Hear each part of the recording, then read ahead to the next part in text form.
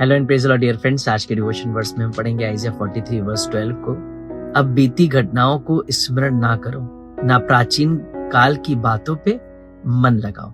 बहुत सी बार हम अपने प्रेजेंट और अपने फ्यूचर को इसलिए बर्बाद कर लेते, इसलिए बेकार कर लेते क्योंकि हम बीती बातों को भूल नहीं पाते हैं। किसने हमारे संग कैसा किया, हमारा बचपन कैसा गुजरा, या बीते दिनों में हमने किन समस्याओं का सामना किया। हम पर इतनी हावी हो जाती कि हम अपने आज और अपने आने वाले कल को इतना बर्बाद कर लेते हैं कि हम उसमें कभी भी सुखी नहीं रह पाते हैं। इसी वजह से परमेश्वर का वचन कहता है, जो बीत गया उसे हम फिर स्मरण ना करें, उसे फिर याद ना करें, क्योंकि आज और आने वाला कल मेरा और आपका बेहतर होने जा रहा है।